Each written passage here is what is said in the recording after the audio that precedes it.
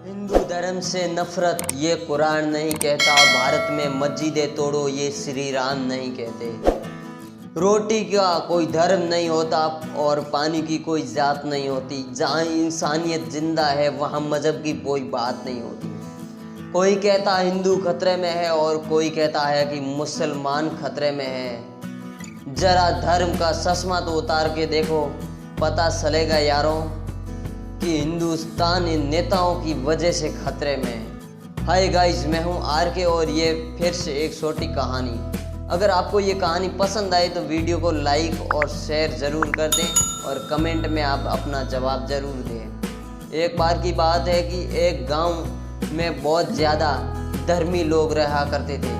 वहाँ पे हर रोज़ मोर, पशु पक्षी, कबूतर और वहाँ पे कबूतरों का बहुत ही बड़ा झुंड रहा करता था। उस झुंड को हर में वहाँ के लोग दाना देते थे। काफ़ी दिनों के बाद में ऐसा हुआ कि वहाँ पे एक बहुत बड़ा सा सूखा पड़ गया और वहाँ बड़ी मुसीबत आ गई कि अकाल पड़ गया। उस बीच ने कबूतरों के सरदार ने कहा कि हम कहीं दूसरी जगह पे चलते हैं जहाँ हमारा गुजारा हो जाएगा और हम वहाँ पे थोड़ा बहुत अनाज मिलेगा, उससे थोड़े टाइम तक चल सकेंगे। तब सरदार ने यह तय किया तो पक्षियों का, कबूतरों का जो युवा कबूतर था उसने कहा सरदार हमें ये मंजूर है और चलते हैं। पक्षियों ने इस तरफ से वहाँ अकाल से उड़ान भरी तो चलते चलते कुछ रास्ते में एक फिर से बहुत सूखा और वहाँ पे भी बहुत ही बड़ा अकाल का वहाँ असर था, वहाँ जा पहुँचे। तब सरदार ने कहा कि अपन अब उड़ने की हालत में भी नहीं है तो कितनी दूर तक चले जाएंगे, मगर ऐसा है कि हौसला बढ़ा के रखो ताकि हम कहीं और कहीं अपने को छूने को मिलेगा। तब युवा कबूतर थोड़ा नीचे उड़ने लगा, बोला कि मैं थोड़ा नज़र रखता हूँ सरदार जी, या जहाँ भी मुझे कहीं अनाज बिखरा हुआ मिलेगा तो मैं आपको तुरंत सूचित कर दूँगा। तो उस देश से दूसरे देश गए, वहाँ भी बहुत अकाल था क्योंकि एक साथ कई देशों में अकाल पड़ा था। उस टाइम की ये कहानी है। तब युवा कबूतर ने देखा आसपास तो एक जगह पे सूखा था पर वहाँ पे थोड़ा अनाज बिखरा हुआ था और अनाज की गठरी देख के सरदार को सूचित किया कि सरदार जी यहाँ पे पानी का तालाब भी है और पानी तो उसमें है नहीं, सूखा है, पर यहाँ पे अनाज का एक ढेर पड़ा है, अगर आप कहे तो वो ढेर अपन छुप सकते हैं। ये सरदार को सूचित किया तो सरदार ने कहा कि युवा कबूतर से कि हम सब नीचे उतरते हैं और इसको छुपने के लिए कुछ उपाय करते हैं, क्योंकि पास में जो तार है उससे पार करके जाना होगा।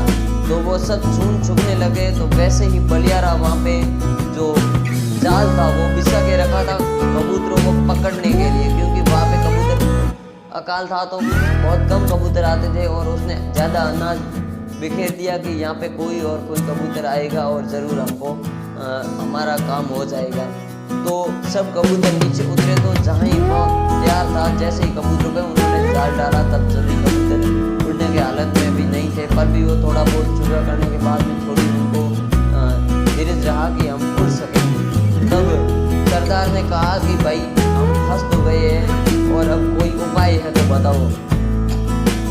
युवा कबूतर ने बोला कि हमारी तो हालत भी बहुत खराब है और ये जो बाकी के कबूतर ये कैसे उड़ पाएंगे, मैं युवा हूँ तो भी नहीं उड़ पाऊँगा, तो ये कैसे उड़ पाएंगे। तब सरदार ने कहा कि हौसला सबसे बड़ा होता है। हम सब इस जाल को अपनी अपनी सौ के अंदर दबा के आप सभी, मैं जब करूँगा फुर तब आप सभी एक साथ उड़ान भरना, ताकि कितना भी बड़ा जाल होगा तो हम सब एक साथ उड़ान भरेंगे तो ये हमारे साथ चलने के लिए मजबूर हो ही जाएगा। तो जब बहेलिया को आते हुए देख के सरदार ने किया कि फुर, तो युवा कबूतर उड़ने लगा और सभी साथ में कबूतर उड़े तो जाल को भी उड़ा दिया। अब उस जाल को उड़ते हुए देख के भी उस जो कबूतर पकड़ने वाला था उस घबरा गया और वो ज़मीन पे गिर गया।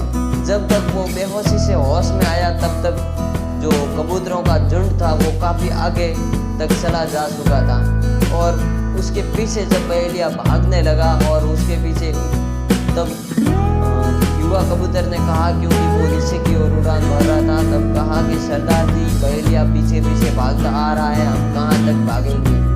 उन्होंने कहा कि पास में ही मेरा एक मित्र है, सुआ रहता है, हम वहाँ तक जल्द से जल्द पहुँच जाएं और वहाँ से हमारा एक जो सामना करना कोई भी खत्म हो जाएगा, क्योंकि वहाँ हमारा सुआ दोस्त है, वो जाल काट देगा। जैसे ही उस सुआ जाल की गुफा में गए, सरदार ने कहा कि सुआ मित्र, आप मेरी हेल्प करो, मैं अभी बहुत ही परेशान हूँ और इस जाल से हमें आज़ाद कर दो और हम उड़ पाएँ। सुए मित्र ने, पहले की दोस्ती हुआ करती थी, इसलिए सुए मित्र ने उस जाल को काटा और उन सबको आज़ाद कर दिया और वो उड़ गए। तभी तो कहते हैं कि इस कहानी से ये सीख मिलती है कि हम हिंदू और मुसलमान जो है वो, कई लोग ऐसे हैं कि वो खतरे में या वो खतरे में, तो हम सब एकता रखते हैं। हिंदू मुसलमान तो कितना भी बड़ा बलवान देश होगा तो भी वो हमारे देश के सामने झुक ही जाएगा, क्योंकि एकता